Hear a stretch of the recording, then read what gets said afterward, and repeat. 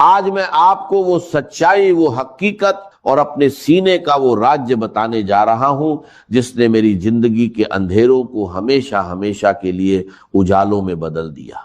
آج سے سالوں پہلے جب میں صرف 20 سال کا ایک نوجوان تھا، میری زندگی بھی عام لوگوں کی طرح الجھنوں اور پریشانیوں کا شکار تھی۔ میں سوچتا تھا کہ آخر کب میرے حالات بدلیں گے، کب مجھے در در کی ٹھوکروں سے نجات ملے گی۔ اسی 20 سال کی عمر میں میری ملاقات ایک انتہائی متقی، پرہیزگار اور بزرگ اللہ والی عورت سے ہوئی۔ وہ ایک ایسی پاکیزہ صفت خاتون تھی جن کی پیشانی پر سجدوں کا نور چمکتا تھا۔ انہوں نے جب میری پریشانی دیکھی اور مجھے ایک ایسا وظیفہ عطا کیا جس کا نام سنتے ہی دل کو سکون مل جاتا ہے، انہوں نے مجھ سے فرمایا تھا، بیٹا یہ صرف چند کلمات نہیں ہیں، یہ اللہ کی غیبی مدد کو پکارنے کا وہ سچا اور آزمودہ طریقہ ہے جو کبھی ناکام نہیں ہوتا۔ آج میں آپ کے سامنے کھڑا ہو کر پورے یقین اور دعوے کے ساتھ یہ بات کہہ رہا ہوں کہ مجھے یہ وظیفہ اسی بزرگ خاتون نے دیا تھا، اور آج میں آپ کو وہی وظیفہ تحفے میں دے رہا ہوں جو انہوں نے مجھے اس وقت سکھایا تھا جب میں محض 20 سال کا تھا۔ اس دن سے لے کر آج تک میں نے اس وظیفے کو کبھی نہیں چھوڑا۔ میں یہ وظیفہ روزانہ کرتا ہوں، بلا ناغہ کرتا ہوں، اور میں نے اپنی آنکھوں سے وہ معجزات دیکھے ہیں جن پر عقل حیران رہ جاتی۔ جب میں نے یہ وظیفہ روزانہ کرنا شروع کیا تو میری زندگی میں ایسے ایسے راستے کھلے جن کا میں تصور بھی نہیں کر سکتا تھا۔ مجھے ہر قدم پر غیب سے ایسی مدد ملتی تھی کہ میرے مشکل سے مشکل کام منٹوں میں آسان ہو جاتے تھے۔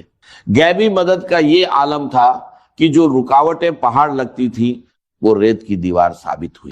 میرے ذہن او گمان میں بھی نہیں ہوتا تھا، مجھے دور دور تک پیسے ملنے کی کوئی امید نہیں ہوتی تھی، لیکن رب ایک کعبہ کی قسم غیب سے ایسے اسباب بنتے تھے کہ مجھے پیسے مل جاتے تھے اور میری تمام مالی پریشانیاں دیکھتے ہی دیکھتے ختم ہو جاتی تھی۔ یہ کوئی افسانہ نہیں بلکہ میری زندگی کی جیتی جاگتی حقیقت ہے کہ مجھ پر ہمیشہ میرے اللہ کی خاص رحمت رہی اور آج بھی ہے۔ میرے پیارے دوستو، آپ بھی اجنبی نہیں ہیں۔ اگر آج آپ یہ ویڈیو دیکھ رہے ہیں تو یقین جانیے یہ کوئی اتفاق نہیں ہے، یہ اللہ کا فیصلہ ہے کہ آج آپ کی تنگی کے دن ختم ہونے والے ہیں۔ میں آپ سے دل کی گہرائیوں سے التماس کرتا ہوں کہ آپ بھی آج سے ہی بلکہ اسی وقت سے اس معجزاتی وظیفے کو شروع کر دیں۔ آپ کے رزق کے دروازے ایسے کھلیں گے کہ دنیا حیران رہ جائے گی۔ بس شرط صرف ایک ہی ہے، آپ نے یہ وظیفہ پورے سچے دل سے، خالص نیت سے اور کامل یقین کے ساتھ کرنا ہے۔ جب آپ پورے دل سے اپنے رب کو پکاریں گے تو آپ کی ہر دعا قبول ہوگی اور کوئی بھی تنگی آپ کے قریب نہیں بھٹکے گی۔ ہماری زندگیوں میں سب سے بڑی کمی یہ ہوتی ہے کہ ہم وظیفے تو بہت کرتے ہیں لیکن ہمارا دل شک اور وسوسوں سے بھرا ہوتا ہے۔ میں آپ کو یقین دلاتا ہوں کہ جب آپ اس بزرگ عورت کے بتائے ہوئے اور میرے آزمودہ وظیفے کو اپنی زندگی کا حصہ بنا لیں گے تو غریبی اور تنگدستی ہمیشہ کے لیے آپ کے گھر سے رخصت ہو جائے گی۔ اب آپ کو کسی کے آگے ہاتھ پھیلانے کی ضرورت نہیں پڑے گی، کسی کے سامنے سر جھکانے کی نوبت نہیں آئے گی، کیونکہ جب کائنات کا مالک غیب سے دینے پر آتا ہے تو وہ انسان کی سوچ اور گمان سے بڑھ کر عطا کرتا ہے۔ آج کی اس مصروف دنیا میں ہر انسان کسی نہ کسی الجھن میں مبتلا ہے، کسی پر قرض کا بوجھ ہے تو کوئی بیماری سے لاچار ہے، کسی کے کاروبار پر بندش ہے تو کسی کے گھر میں فاقے ہے۔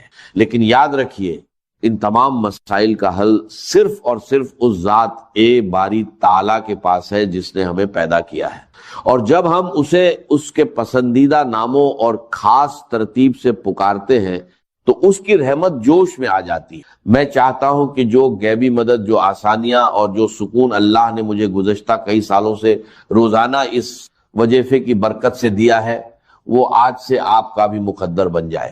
اب وقت آ گیا ہے کہ آپ اس وظیفے کی اصل روح، اس کی ترتیب اور اس کے پڑھنے کے درست وقت کو سمجھیں تاکہ آپ بھی پہلے ہی دن سے اس کے معجزات اپنی آنکھوں سے دیکھ سکیں۔ آگے بڑھنے سے پہلے اپنے دل کو دنیاوی خیالات سے پاک کر لیں۔ اب وقت آ گیا ہے کہ میں آپ کے سامنے اس معجزاتی اور نورانی وظیفے کا وہ طریقہ اور ترتیب کھول کر رکھ دوں جس نے میری زندگی کو بدلا اور جس کی برکت سے مجھے 20 سال کی عمر سے لے کر آج تک کبھی کسی کے سامنے ہاتھ پھیلانے کی ضرورت نہیں پڑی۔ یہ وہ راز ہے جو دل کے تاروں کو ہلا دیتا ہے اور بند تقدیر کے تالے کھول دیتا ہے۔ سب سے پہلے تو اپنے ذہن میں یہ بات بٹھا لیں کہ اس وظیفے کا اصل وقت مغرب کی نماز کے فوراً بعد کا ہے۔ اگر کسی مجبوری، سفر یا مصروفیت کی وجہ سے آپ نماز کے فوراً بعد نہ پڑھ سکیں تو مغرب اور عشاء کے درمیان جتنا بھی وقت ہوتا ہے آپ اس دوران کسی بھی وقت اسے پڑھ سکتے ہیں۔ یہ وہ مبارک وقت ہے جب دن اور رات کا ملاپ ہوتا ہے، جب آسمان سے رحمتیں اور برکتیں خاص طور پر نازل ہو رہی ہوتی ہیں۔ اس وظیفے کی پہلی اور سب سے بڑی شرط یہ ہے کہ آپ نے اسے تنہائی میں بیٹھ کر پڑھنا ہے۔ آج کل لوگوں کی عادت بن چکی ہے کہ ایک ہاتھ میں تسبیح ہوتی ہے اور دوسرے ہاتھ سے موبائل فون چل دی ہے یا لوگوں سے باتیں ہو رہی ہوتی ہیں۔ میرے پیارے بھائیوں، ایسی غفلت سے پرہیز کریں۔ جب کائنات کے شہنشاہ سے مانگنے بیٹھے تو اپنا پورا دھیان، اپنا دل اور اپنا دماغ صرف اور صرف اپنے خالق کی طرف متوجہ کریں۔ عمل شروع کرنے سے پہلے آپ نے دل کی تسلی اور عمل کی طاقت کو بڑھانے کے لیے ایک بار پورا درود ابراہیمی لازمی پڑھنا ہے۔ پورا درود ابراہیمی یہ ہے: اللہم صلی علی محمد وعلی آل محمد کما صلیت علی ابراہیم وعلی آل ابراہیم انک حمید مجید، اللہم بارک علی محمد وعلی آل محمد کما بارکت علی ابراہیم وعلی آل ابراہیم انک حمید مجید۔ درود شریف پڑھنے کے بعد آپ نے نہایت عاجزی اور سچے دل سے ایک بار پڑھنا ہے بسم اللہ الرحمن الرحیم۔ اب یہاں سے ہمارا وہ معجزاتی سفر شروع ہوتا ہے جس کی ترتیب خود اس بزرگ خاتون نے مجھے سکھائی تھی۔ آپ نے کل 3 چیزیں پڑھنی ہیں اور یقین جانیے انہیں پڑھنے میں آپ کے صرف 10 سیکنڈ لگیں گے، لیکن ان 10 سیکنڈز کا اثر آپ کی پوری زندگی پر رہے گا۔ سب سے پہلے نمبر پر جو پکار ہے وہ ہے یا ربنا۔ یا ربنا کا مطلب ہے اے ہمارے رب، اے ہمارے پروردگار، لیکن اس کے ساتھ ہم نے اللہ پاک کا وہ مبارک نام ملانا ہے جو رزق کے خزانوں کا مالک ہے، یعنی یا رزاق۔ جب آپ ان دونوں ناموں کو ملا کر پڑھتے ہیں تو گویا آپ کائنات کے سب سے بڑے سخی کے دروازے پہ دستک دے رہے ہوتے ہیں۔ آپ نے اس ترتیب کو صرف اور صرف 3 بار نہایت پیار اور عاجزی سے پڑھنا ہے۔ یا ربنا یا رزاق، یا ربنا یا رزاق، یا ربنا یا رزاق۔ اسے پڑھتے ہی آپ کے دل میں ایک عجیب سا سکون اترے گا۔ اب فوری طور پر دوسرے نمبر پر ہم نے اس پکار کی طرف بڑھنا ہے جو بندے کو اس کے رب کے سب سے زیادہ قریب کر دیتی ہے، اور وہ پکار ہے یا ربی۔ میرے دوستو، جب انسان کہتا ہے یا ربنا تو یہ ایک پکار ہے، لیکن جب دل کی اتھاہ گہرائیوں سے نکلتا ہے یا ربی، اے میرے رب، تو بندے اور خدا کا فاصلہ مٹ جاتا ہے۔ آپ اپنے رب کے اتنے قریب ہو جائیں گے کہ کائنات کے فرشتے بھی آپ پر رشک کرنے لگیں گے۔ اب اس یا ربی کے ساتھ آپ نے وہ جملہ دہرانا ہے جو آپ کی جھولی کو غیبی خزانوں سے بھر دے گا۔ آپ نے اپنے ٹوٹے ہوئے دل اور سچی نیت کے ساتھ 3 بار کہنا ہے: یا ربی میری جھولی بھر دے، یا ربی میری جھولی بھر دے، یا ربی میری جھولی بھر دے۔ سبحان اللہ۔ جب کوئی عاجز بندہ مغرب کے اس مبارک وقت میں تنہائی میں بیٹھ کر اپنے خالق کو پکارتا ہے کہ اے میرے رب میری خالی جھولی کو بھر دے، تو اس غفور او رحیم ذات کو اپنے بندے کی لاچاری پر رحم آ جاتا ہے۔ وہ ذات کبھی اپنے بندے کو خالی ہاتھ واپس نہیں لوٹاتی۔ میں نے اپنی زندگی کے ہر کٹھن موڑ پر جب بھی یہ پکار لگائی، مجھے غیب سے وہ کچھ ملا جس کا میرے وہم او گمان میں بھی نام او نشان نہیں تھا۔ یہ وہ نورانی کلمات ہیں جو براہ اے راست عرش اے الہی پر اثر کرتے ہیں اور انسان کی تقدیر کا رخ موڑ دیتے ہیں۔ اب اس کے فوراً بعد ہم اس تیسرے اور آخری معجزاتی کلمے کی طرف بڑھیں گے جو بڑے سے بڑے قرضے، بیماری، بندش اور جادو کا ایک ہی پل میں جڑ سے خاتمہ کر دیتا ہے، جو مشکلات کے سنگلا خط پہاڑوں کو بھی ریت کے ذروں کی طرح اڑا دیتا ہے۔ یہ وہ تسبیح ہے جو پریشان حالوں کی سب سے بڑی مددگار ہے۔ جب آپ یہ 2 وظائف مکمل کر لیں تو اب آپ نے تڑپ کر اپنے عاجز اور گناہگار ہونے کا اعتراف کرتے ہوئے اللہ رب العزت کا یہ مبارک نام صرف اور صرف 3 بار پڑھنا ہے. یا حل المشکلات، یا حل المشکلات، یا حل المشکلات. اس کا مطلب ہے اے میری تمام مشکلات کو حل کرنے والے رب. میرے دوستو، اس ایک نام میں وہ تاثیر پوشیدہ ہے کہ جب کوئی بے بس انسان کائنات کی تمام طاقتوں سے مایوس ہو کر اپنے رب کو یا حل المشکلات کہہ کر پکارتا ہے تو اللہ پاک کی غیرت اور اس کی رحمت کو یہ گوارا نہیں ہوتا کہ وہ اپنے بندے کو خالی ہاتھ لوٹائے.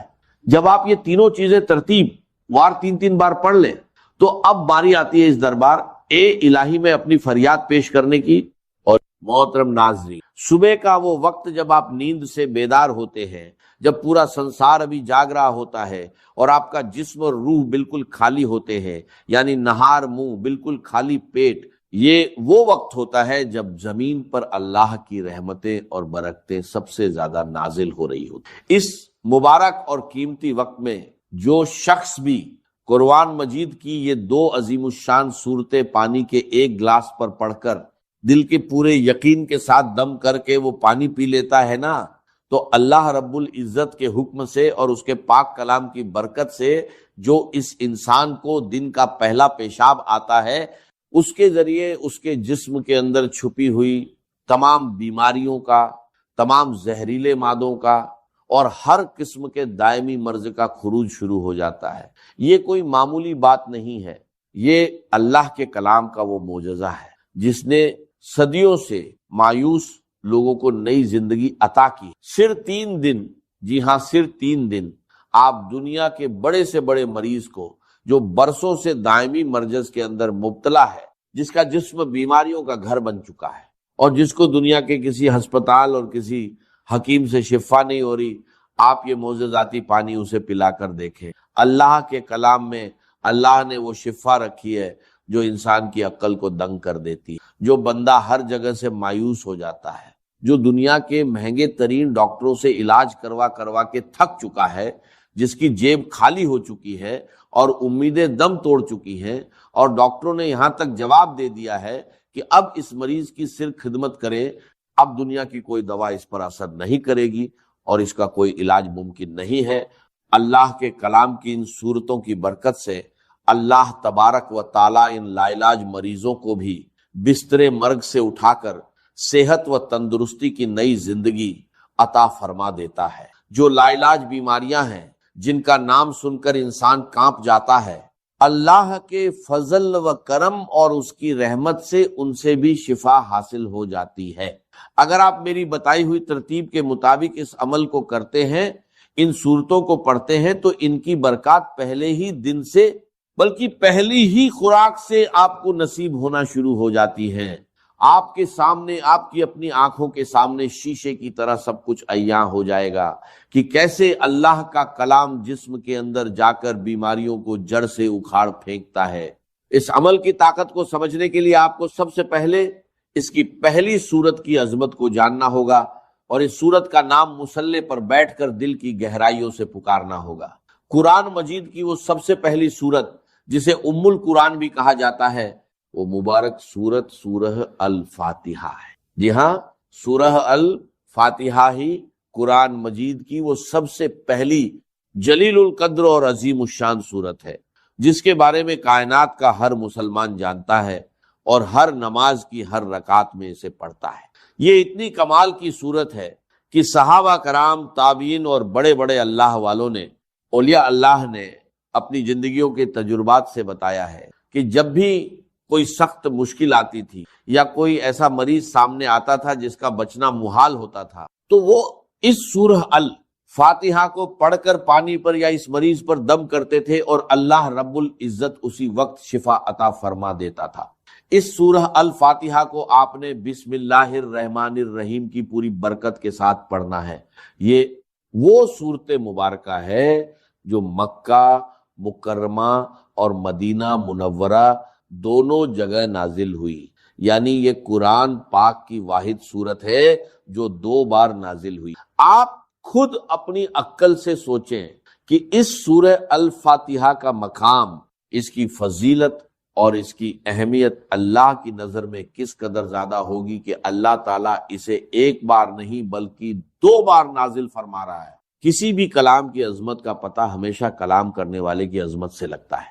اس یونیورسل قاعدے کی بنیاد پر اگر آپ اندازہ لگائیں تو قرآن پاک ایک ایسا معظم، مبین اور لاریب کلام ہے کہ پوری کائنات میں اس کے مثل کسی انسان، کسی جن یا کسی مخلوق کا کلام ہو ہی نہیں سکتا، کیونکہ یہ کسی انسان کی سوچ نہیں، یہ خود کائنات کے خالق اور مالک کا کلام ہے۔ اس کلام ربانی میں دنیا اور آخرت کے سارے علوم، ساری حکمتیں اور جسم و روح کی تمام بیماریوں کا علاج موجود ہے۔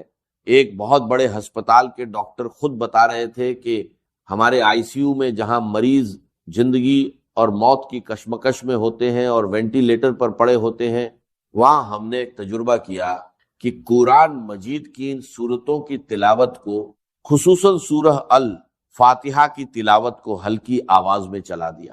آپ یقین کریں کہ صرف اس کلام کو سننے کی برکت سے اللہ تبارک و تعالیٰ نے ان مریضوں کے دل کی دھڑکنوں کو ترتیب دی اور ان کو ایسی شفا عطا فرما دی کہ جو میڈیکل سائنس کی تاریخ میں ایک معجزہ بن گیا۔ اب اس عمل کی مکمل تفصیل، اس کا طریقہ کار اور اس کی ترتیب کو اپنی زندگی کا سب سے قیمتی سرمایہ سمجھ کر بہت زیادہ توجہ اور دھیان کے ساتھ سماعت فرمائیں۔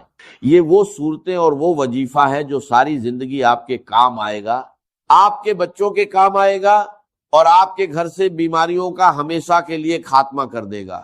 بس آپ نے اس کی ترتیب کو اچھے طریقے سے ذہن نشین کرنا ہے اور اسی کے مطابق عمل کرنا ہے، بالکل ایک لفظ بھی آگے پیچھے کیے بغیر اور بتائی گئی تعداد اور عدد کی بھی کمی بیشی کیے بغیر آپ نے اسے پڑھنا ہے، کیونکہ وظائف میں تعداد کی وہی اہمیت ہوتی ہے جو کسی تالے کو کھولنے کے لیے اس کی چابی کے دندانوں کی ہو۔ تو سب سے پہلے آپ نے اس عمل کے شروع میں پورے دل کی عاجزی کے ساتھ 7 مرتبہ درود پاک پڑھنا ہے۔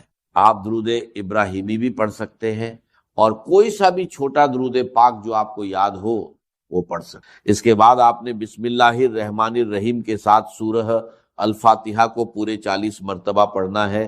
یاد رہے کہ ہر مرتبہ پوری سورت بسم اللہ کے ساتھ پڑھی جائے گی، یعنی آپ نے ہر بار پڑھنا ہے بسم اللہ الرحمن الرحیم، الحمدللہ رب العالمین، الرحمن الرحیم، مالک یوم الدین، ایاک نعبد و ایاک نستعین، اہدنا الصراط المستقیم، صراط الذین انعمت علیہم غیر المغضوب علیہم ولا الضالین، آمین۔ جب آپ 40 مرتبہ اس طرح پوری سورہ الفاتحہ کو مکمل کر لیں تو اس کے بعد آخر میں پھر سے 7 مرتبہ وہی درود پاک پڑھنا ہے جو آپ نے شروع میں پڑھا تھا۔ یہ عمل آپ فجر کی نماز کے فوراً بعد مصلی پر بیٹھ کر لیں، یا اگر کسی وجہ سے فجر کے وقت نہ کر سکیں تو فجر سے پہلے تہجد کے وقت بھی کر سکتے ہیں۔ یعنی بنیادی شرط یہ ہے کہ آپ نے نہار منہ خالی پیٹ صبح کے وقت کچھ کھائے پیے بغیر یہ عمل کرنا ہے۔ اگر آپ کو پیاس لگی ہو تو سادہ پانی پینا چاہیں تو پی سکتے ہیں، لیکن کسی بھی قسم کی غذا کھائے بغیر جب آپ بالکل خالی پیٹ یہ عمل کریں گے تو اس کلام کی تاثیر آپ کے خون کے ایک ایک قطرے میں رچ بس جائے گی اور اس کی روحانی طاقت بہت زیادہ بڑھ کر ملے گی۔ اس وقت کی ایک اور بڑی فضیلت یہ ہے کہ صبح کے وقت اللہ کے نوری ملائکہ، یعنی رات کے فرشتے اور دن کے فرشتے زمین پر ایک جگہ اکٹھے ہو رہے ہوتے ہیں اور اللہ کی رحمتیں اور انوارات خوب زیادہ برس رہے ہوتے ہیں۔ اسی لیے یہ وقت دعا کی قبولیت اور وظائف کی تاثیر کے لیے سب سے زیادہ اہم اور قیمتی مانا جاتا ہے۔ اس کے بعد دوسرے نمبر پر آپ نے قرآن مجید کی وہ عظیم الشان سورت پڑھنی ہے جسے خود سرور کائنات صلی اللہ علیہ وسلم نے قرآن کی زینت اور قرآن کی دلہن کہا ہے، یعنی سورہ الرحمن۔